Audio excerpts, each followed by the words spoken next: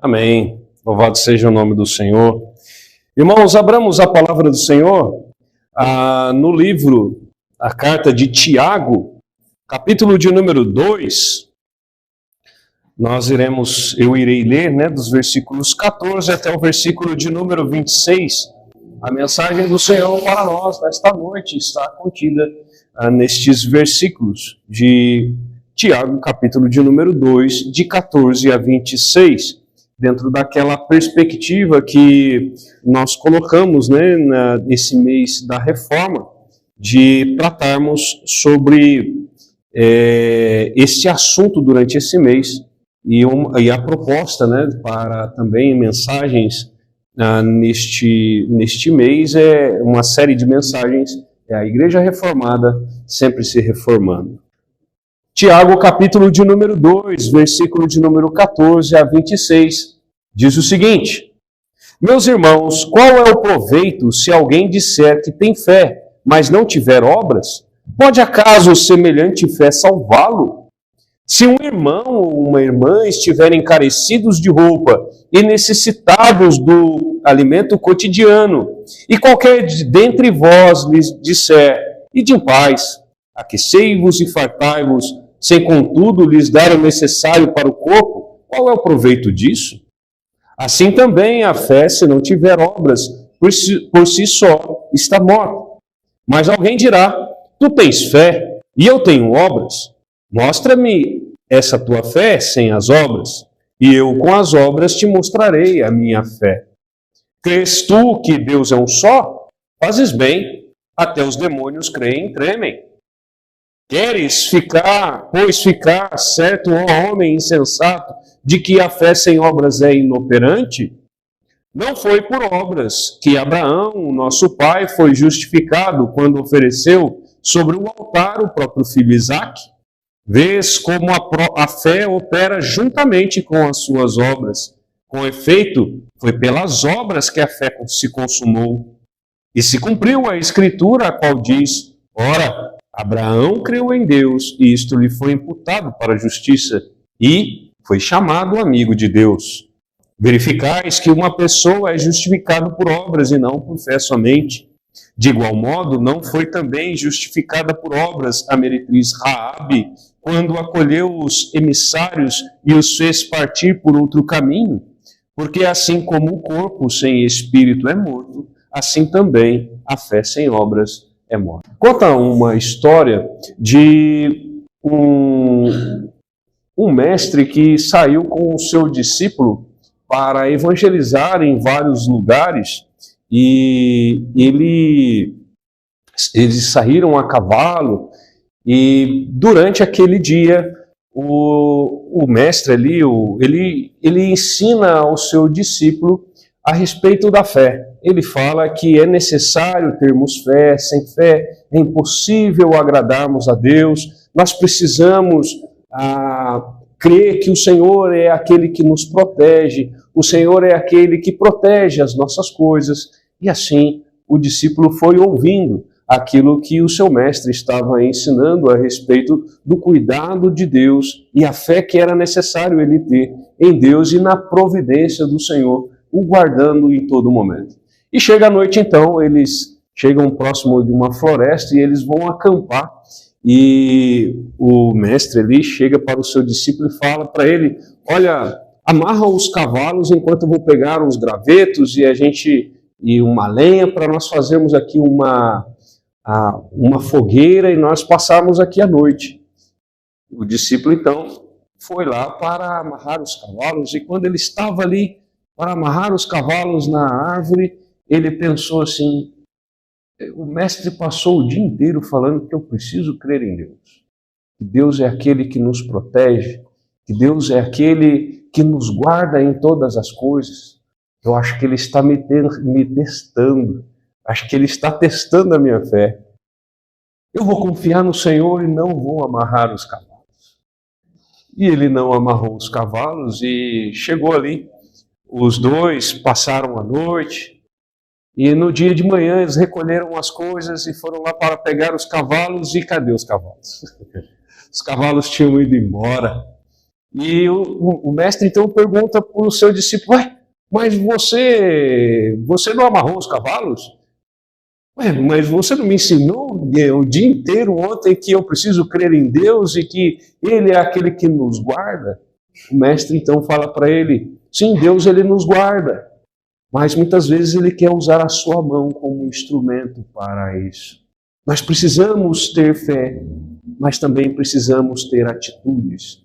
E, irmãos, é isso que o texto de Tiago, é um texto até bem polêmico, muito utilizado, por exemplo, pelo romanismo, até mesmo para falar que nós somos salvos através de obras. Esse texto aqui ele é muito utilizado, inclusive fazendo um contraponto àquilo que Paulo ele diz em vários lugares, principalmente em Romanos, a respeito de que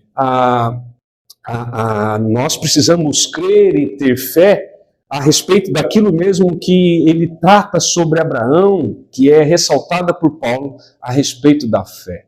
E, irmãos, esse texto, então, nós iremos verificar a respeito daquilo que esse texto ele trata sobre essa parte de fé e obras. Porque há uma certa dificuldade em relação a isso. E uma das coisas que a igreja, a reforma protestante, ela resgatou foi o sola fides. Sola fides não é sola do sapato com marca, né? Sola fides quer dizer somente a fé. E a ideia que a Escritura nos passa é que somos salvos somente mediante a fé, não mediante obras. Mas se a Escritura nos ensina isso, que nós somos salvos mediante a fé, pela graça de Deus, como o nosso irmão Caio pregou hoje pela manhã, né? O texto clássico para isso, Efésios capítulo de número 2, versículo de número 8, que fala, porque pela graça sois salvos mediante a fé como instrumento, e isto não vem de vós, e quando ele fala isto, ele está falando da fé, ele não está falando da graça, porque se ele estivesse querendo se relacionar, que aquilo não vier, ele ia falar que aquilo não vem de vós. Como ele fala isto não vem de vós, ele está falando da fé. Se ele estivesse falando da graça, ele está falando e aquilo não vem de vós. Tá? Então, inclusive existe essa dúvida também, se aquilo que é gratuito é a fé ou é a graça. Na verdade, os dois são gratuitos, né? Não é só a fé, mas a fé provém de Deus e a graça também provém dele. Então, irmãos, aqui, o que estaria então Tiago ele tratando a respeito? Porque ele fala então a respeito tanto dessa fé. Então, aqui o versículo de número 14 e seguintes, até o 17, ele vai dizer: meus irmãos, qual é o proveito se alguém disser que tem fé, mas não tiver obras? Pode acaso semelhante fé salvá-lo? Vejamos que ele está falando aqui de salvação. Ele não está falando de outro tipo de fé. Quando nós vamos para até quando a gente fala de teologia, parece que teologia é uma coisa fora da Escritura, né? A teologia é o estudo da Escritura. Parece que teologia é um negócio, uma ciência do homem, algo à parte. Não, a teologia é aquilo que está na Escritura. Nós vemos, por exemplo, através da própria Escritura, e a teologia ela ressalta, a respeito dos tipos de fé. Ele vai falar, por exemplo, a respeito da fé temporária. A fé temporária ela é muito clara, por exemplo, na parábola do semeador. Aquela sementinha que cai entre os espinhos, aquela sementinha que cai entre as pedras, ali trata-se de fé temporária. Também a Escritura ela vai falar sobre fé para milagres. Lembremos, por exemplo, daqueles 10 leprosos. As crianças gostam de ir na Kombi cantando, né, essa música, 10 leprosos, né? Dessa música dos 10 leprosos. E quando ali Jesus ele manda que eles se apresentassem ali ao sacerdote para dar a sua oferta pela cura, no caminho eles foram curados. Apenas o samaritano volta. Ali tem a questão da fé para milagres. Os outros 9 tiveram fé para milagres. Eles creram que Deus era poderoso, que Cristo Jesus era poderoso para curar a vida deles. Mas apenas um creu em Cristo como Salvador da sua vida, que foi aquele que retornou para agradecer. Ali nós vemos fé para milagres. E nós vemos também a respeito até mesmo da fé histórica, que tem a ver, por exemplo, com nós acreditarmos na história que conta, por exemplo, um engenheiro renomado aí, ele pega e vai fazer um trabalho de construção e aqui ele fala, eu vou fazer uma obra para que você tire aqui esse pilastra, né? Seria muito bom esse, mas tirar os pilastras aqui do meio. E aí a gente pega e fala, não, eu creio que o seu trabalho é bom o suficiente para a gente fazer isso. Né? Eu creio, nós vamos fazer, e aquele negócio, com a marreta na mão, quebra ou não quebra? Quebra ou não quebra? Né? Pela fé eu vou quebrar. Pela fé naquilo que o engenheiro fez, no serviço dele. Isso, de certa forma, também nós consideramos como fé histórica. Mas existe a fé salvadora. E a fé salvadora é aquilo que Tiago aqui ele está tratando, afinal, o versículo de número 14, ele vai dizer, pode acaso semelhante fé salvá-lo? E ele diz aqui a respeito, irmãos, da fé que ela não é algo no mundo das ideias. A fé, ela precisa se materializar. As pessoas falam assim, eu tenho fé a respeito de Cristo, tá, mas e aí? Você está vivendo de que forma? Está vivendo da mesma forma que antes de crer em Cristo? Nós temos vivido momentos difíceis nesse nosso evangelicalismo, porque parece que as pessoas podem vir para Jesus e não há transformação de vida.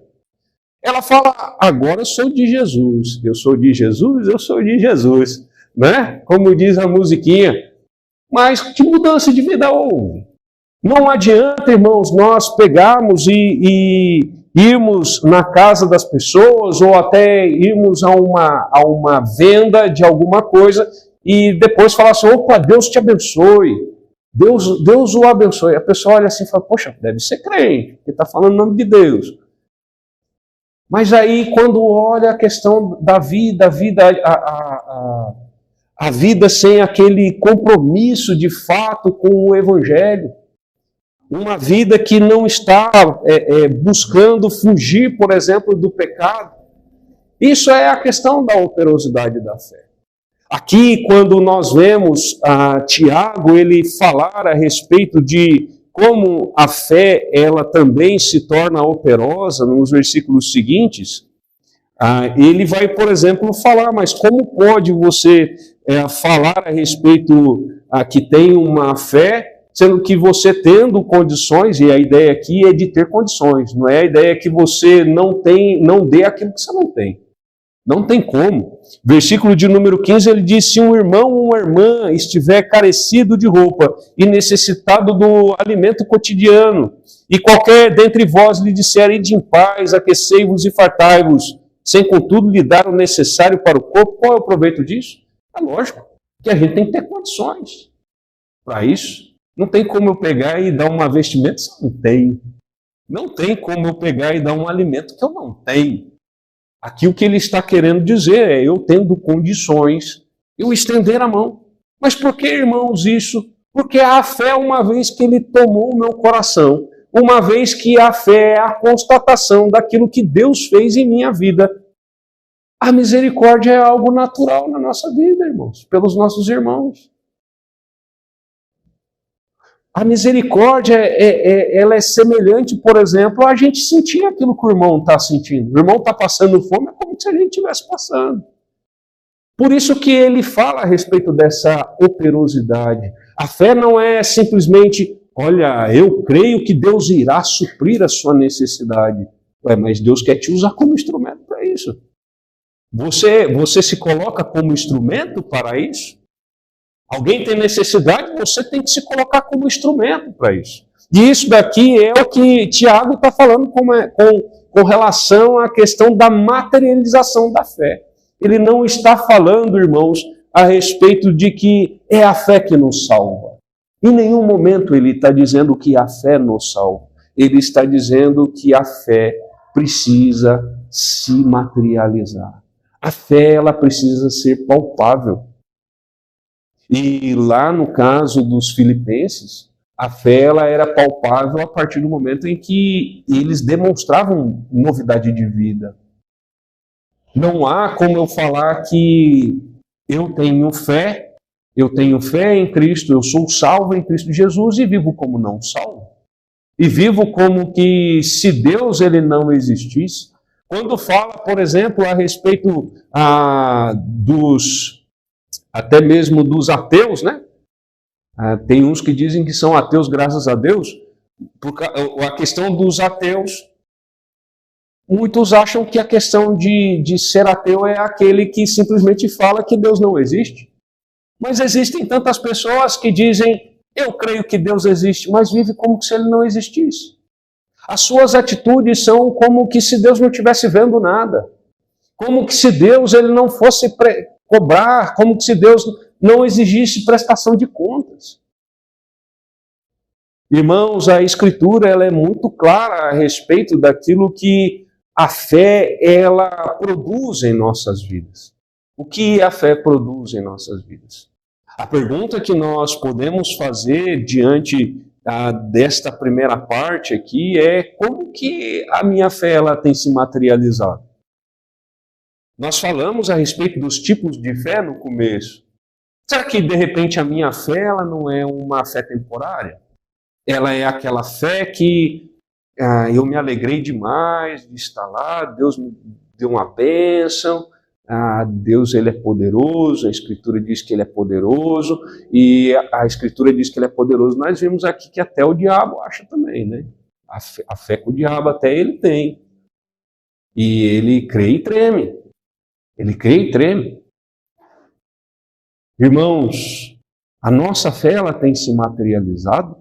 Ou a nossa fé ela é aquela coisa que quase ninguém vê? Quase ninguém nota. A nossa fé é o nosso carro-chefe.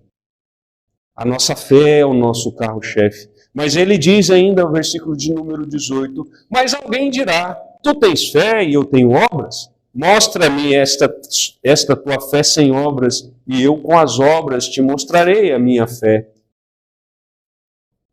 A nossa fé, irmãos, ela não provém das obras, mas as obras, elas provêm da fé. Quando nós olhamos ali, por exemplo, um texto que já foi citado aqui, Efésios capítulo de número 2, versículo de número 8, em que ele vai falar que pela graça sois salvos mediante a fé, isto não vem de vós, é dom de Deus. O versículo de número 9 diz, e não de obras, para que ninguém se glorie. Algo que nós devemos salientar também é que a fé, irmãos, ela não é produzida por nós mesmos. Faltado até mesmo neste versículo.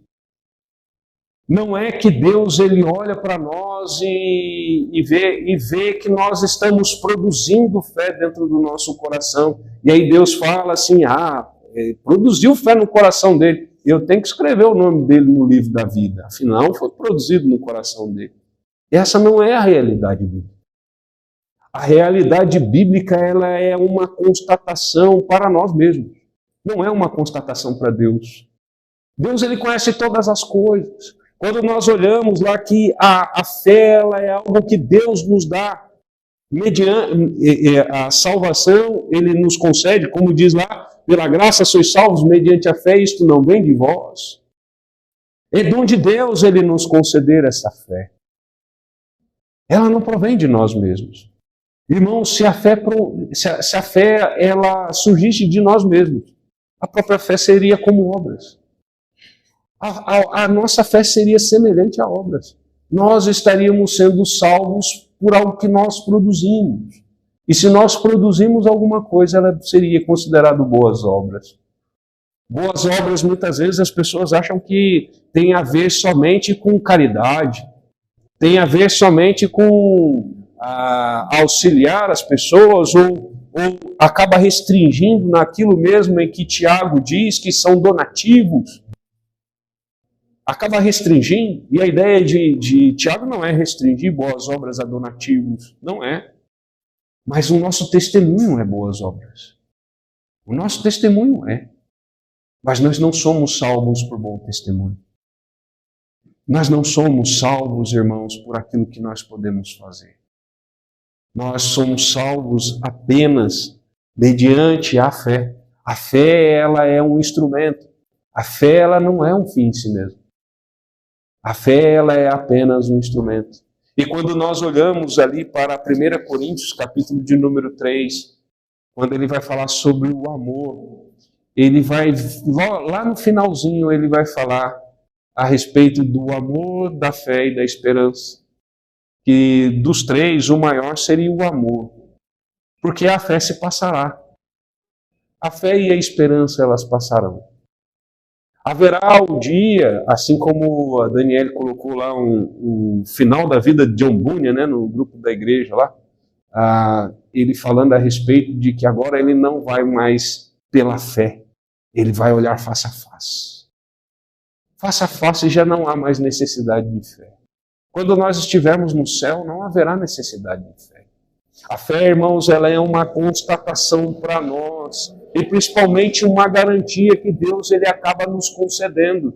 Porque a partir do momento em que há fé nos nossos corações, nós podemos crer de fato que Deus não apenas existe, mas que nos tornamos galardoador, como diz ali em Hebreus capítulo de número 11. Nós nos tornamos galardoadores. Esta fé, irmãos, é algo que foi colocado por Deus nos nossos corações, até para que tenhamos esperança. Como nós teríamos esperança de vida eterna se não temos fé? Porque Deus ele colocou fé nos nossos corações, consequentemente nós temos esperança. A esperança ela não é desassociada da fé. Elas estão casadas. Elas estão ali casadas, a esperança e a fé.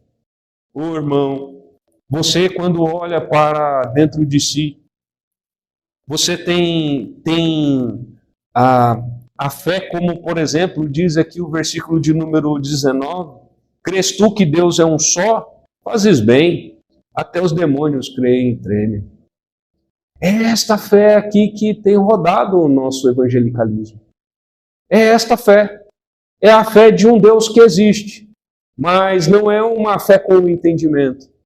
Não é uma fé que, de fato, gera transformação. Não é uma fé que ela mostra uma nova vida. É uma fé que só sai da boca. É uma fé que, quando começam as dificuldades da vida, ela logo se esvai. É uma fé que, quando acontecem os cuidados deste mundo, ela fica mirrado e não produz fruto. E é isso aqui que Tiago está falando, uma fé que produz fruto. Uma fé que produz fruto. E ele diz então, queres, pois, ficar certo ao homem insensato de que a fé sem obras é inoperante? E ele diz, não foi por obras que Abraão, nosso pai, foi justificado, quando ofereceu sobre o altar o próprio filho Isaque. E aqui ele vai dizer, 22 e 23, vês como a fé operava juntamente com as suas obras. Com efeito, foi pelas obras que a fé se consumou e se cumpriu a Escritura, a qual diz, ora, Abraão creu em Deus, e isso lhe foi imputado para a justiça, e foi chamado amigo de Deus. Irmãos, quando Abraão ele leva Isaque, e ele vai subir no monte com o Isaque, ele sobe ali com a lenha para o holocausto. Ele sobe com o cutelo no holocausto. E ele sobe com Isaque. E ele diz para os seus servos, ficai aqui, porque nós iremos adorar e voltaremos. Nós iremos adorar e voltaremos. Irmãos, quando ele fala aqui que Abraão, a obra de Abraão, é porque Abraão, a fé de Abraão não ficou somente lá em dizer, nós iremos e voltaremos, ou seja, eu estou com otimismo.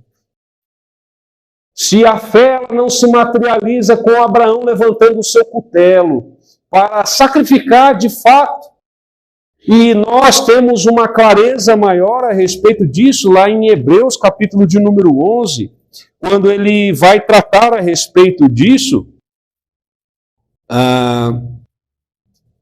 Aqui o versículo de número 17 de Hebreus 11, ele vai dizer aqui, pela fé Abraão, quando posto à prova, ofereceu Isaque. Estava mesmo para sacrificar o seu unigênito, aquele que acolheu alegremente as promessas. Ele levantou o cutelo, irmãos. Levantar o cutelo era boa obra. Era a materialização da fé dele. Era a materialização da fé. Não era só de boca quando ele fala ali com seus servos, nós vamos e vamos voltar. Mas é levantar, é colocar o seu filho, amarrar o seu filho e colocar ali para ser sacrificado. E aqui vai dizer o versículo de número 18 e 19, a quem se tinha dito, em Isaque será chamada a tua descendência, porque considerou que Deus era poderoso até para ressuscitá-lo dentre os mortos, de onde também figuramente o recobrou. Irmãos, a fé de Abraão não foi simplesmente dizer, nós iremos e voltaremos. Nós iremos e voltaremos. Iremos adorar ao Senhor e voltaremos. Mas era a ponto de saber que aquele filho era o filho da promessa. E aquele filho da promessa não se tornou um ídolo na vida de Abraão. E Abraão, a fé dele se materializa quando ele se dispõe, de fato ele se dispõe, em nenhum momento ele titubeia a matar ali Isaque. E Deus ali provê. Ali se materializa. Por isso que quando ele fala a respeito das obras aqui de Abraão, ele está falando a respeito disso. Não foi simplesmente, filho, eu vou ter que matar você, mas será que eu devo? Senhor, o Senhor tem dúvida, né? Vou dar mais uma chance para o Senhor aí. Vou dar mais uma chance. O Senhor não quer repensar? Vou matar o filho da promessa? Senhor, vou matar. Não teve isso, irmãos. Não teve isso por parte de Abraão. Materializou quando ele de fato fez aquilo que Deus exigiu dele. Irmãos, a nossa fé também ela se materializa, assim como Abraão se materializou quando ele se dispôs a cumprir cabalmente aquilo que Deus mandou, até mesmo em detrimento ao próprio Isaque, seu filho, o filho da promessa, o filho em que Deus falou que iria, através dele também, gerar uma grande nação, seria abençoado todos os povos da terra, através não apenas ali de Isaque, mas a descendência que aponta para Cristo, principalmente. Ele creu cabalmente nisso. Mas, irmãos, assim como Abraão, houve essa materialização quando ele se dispôs a fazer aquilo que Deus tinha ordenado. A nossa fé também se materializa quando nós fazemos aquilo que o Senhor nos ordena. O Senhor não ordena que o Cátia Lívia amarre ela, coloque na pedra e levante o cutelo e vá sacrificá-la. Nem a Cecília. Nem a Cecília. Não é essa o que Deus ele quer. Não é isso o que Deus nos exige. Mas existem tantas outras coisas que Deus nos exige, irmão. Existem tantas outras coisas que Deus ele fala para nós com relação à vontade dele, por exemplo, em congregarmos. A vontade dele, por exemplo, em vivermos uma vida consagrada ao Senhor. Em vivermos para o Senhor. 2 Coríntios, capítulo de número 15, capítulo de número 5, que não tem capítulo de números 15, né? Capítulo de número 5, versículo de número 15, ele diz que ele morreu por todos, para que os que vivam não para si, mas para aqueles que por ele morreu e ressuscitou. A fé operosa mata o nosso ego, irmãos. A materialização da nossa fé, ela mata o nosso ego. Nós vivemos de fato para Cristo, nós não vivemos para nós. Irmãos, Como a fé, muitas vezes, ela tem sido só de boca. Nesse evangelicalismo nosso, a fé ela está longe de ser uma fé operosa. Ela está longe de ser uma fé que realmente as pessoas olhem e dizem, que tamanho de fé? As pessoas acham que tamanho de fé é quando as pessoas falam assim, Deus vai me dar tal coisa e eu vou até o fim até Ele me dar. E acha que isso é a fé que a Escritura está falando. Essa não é a fé salvadora. Essa é uma fé de milagres. Essa não é a fé salvadora. A fé salvadora, irmãos, é aquilo que Deus ele propõe através de Cristo Jesus. É aquilo que nós devemos crer naquela obra grandiosa que Cristo Jesus fez ali naquela cruz. Não é na fé de que coisas acontecerão. Existem muita fé e fé até mesmo de profunda, mas em coisas erradas. Nós vemos fé em ídolos, nós vemos fé a ponto de pessoas até mesmo sacrificarem o seu próprio corpo, chegarem até mesmo à exaustão, em tantas romarias como nós vemos, pessoas que vão para a Meca, por exemplo, pessoas que morrem no caminho de exaustão por causa da sua fé. Não é uma fé que salva. A fé verdadeira é aquela fé no verdadeiro. Não é uma fé em qualquer coisa. Não é uma fé em um Deus, mas a fé no único Deus, no Deus verdadeiro, aquele que encarnou, aquele que habitou no nosso meio, aquele que derramou o seu precioso sangue para que pessoas como eu e você não fôssemos para o inferno, tivéssemos o escrito de dívida riscado, aquele nosso escrito de dívida, ele riscou ali naquela cruz. É esta fé que salva. É a fé neste Cristo, na obra dele. É a fé fazendo não apenas com que Cristo ele seja o Salvador da sua vida, mas que ele seja o Senhor da sua vida. Esta é a fé que salva. A fé salvadora, irmãos, ela, como diz, não vai titubear. Ela não vai ser aquele momento em que Deus ele te dá e um outro momento ele tira. Não é um momento em que você tem e um outro momento você não tem. Quando nós falamos de pessoas que abandonam a fé, ela nunca teve a fé salvadora. Nunca teve a fé salvadora. Ela teve a fé temporária, mas a salvadora não. Você tem a fé salvadora? Você crê de fato que Cristo Jesus ele é Senhor? Você crê de fato que Jesus Cristo é Senhor? Você vive em conformidade com isso? Os teus atos são atos de pessoas que de fato dizem que são crentes? Ou os teus atos não mostram a respeito deste Cristo que você crê? E aqui, irmãos, também ele vai dizer a respeito até mesmo de justificação. Até mesmo de justificação, ele vai dizer, versículo de número 24 e 25, ele vai dizer, verificais que uma pessoa é justificada por obras e não por fé somente. De igual modo, não foi também justificada por obras a meretriz Raabe, quando acolheu os emissários e os fez partir por outro caminho. Raabe, irmãos, materializa a fé dela quando ela dá segurança aos espias. É tão interessante nós olharmos para isso, porque Deus ele tinha tantas formas de proteger ali aqueles espias. Deus tinha tantas formas para fazer isso. Ele resolveu fazer com que Raabe pudesse materializar a fé dela. Que Raabe ela escondesse. Raabe não simplesmente disse, olha, eu creio no Deus de vocês. Eu creio no Deus de vocês. Tem misericórdia. Roga lá por ele, lá por misericórdia de mim. Ela teve atos.